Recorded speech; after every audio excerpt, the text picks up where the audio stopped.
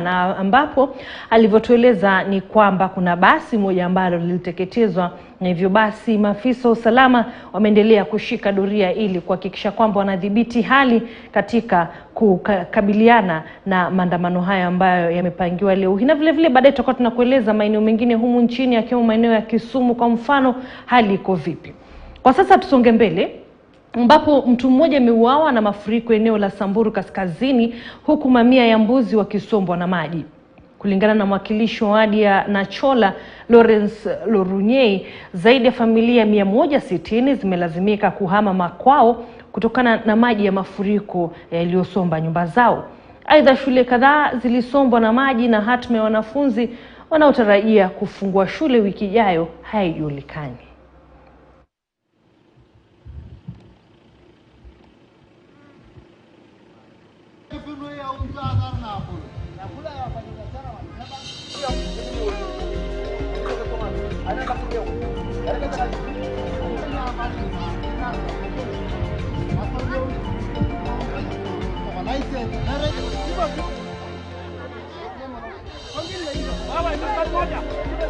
Hawa watu wamekaa miaka 4 na ukame, mali yao ilimalizwa na ukame, na juzi mvua iliponyesha ikachukua yale mali ambayo walikuwa naye, na zaidi mvua tena ikanyesha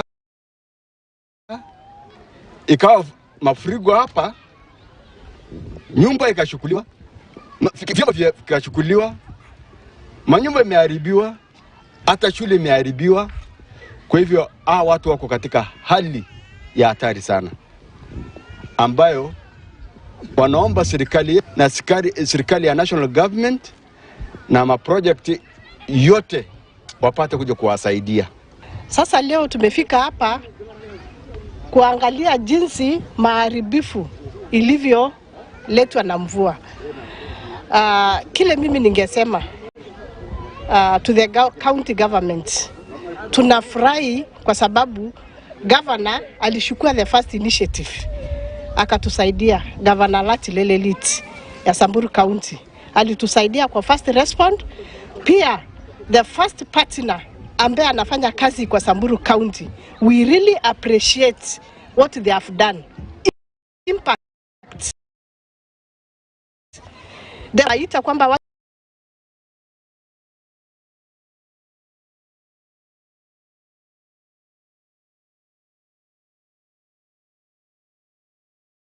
sisi kama shirika la Impact tunajaribu juu na chini kusaidia watu. Sasa hizi tunaenda tena kupeana chakula kwingine. Leo tunapeana kwa kituo 4 communities, yani communities 4. Idadi ya familia ambazo zimeathiriwa na mafuriko maeneo ya Nyando na Kadibo kaunti ya Kisumu imefikia 1400. Kwa mujibu wa mratibu wa kaunti ya Kisumu Hussein Lanson Hussein, ambaye aliongoza kamati ya kukabiliana na majanga kuangazia uharibifu uliosababishwa na mafuriko, hadi kufikia sasa ni kwamba idadi ya watu watakaofurushwa makwao na mafuriko inatarajiwa kuongezeka kadri mvua inapoendelea kunyesha. Kando na makazi ya watu, zahanati ya Umbaka pamoja na shule ya msingi ya Ogenya ni miongoni mwa maeneo ambayo yamesombwa na maji.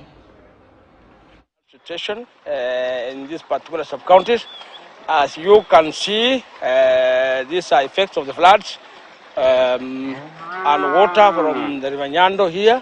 So many families have been affected. We estimate, according to our estimate, there are around 4,500 people who have been affected, and we are advising those who are around here and around the Nyando River to move to higher grounds because it is still raining. As you can see, people have moved from their homes because the homes have been marooned by water, and we have established an evacuation camp at Umbaka. There are people now there, and more people are still coming.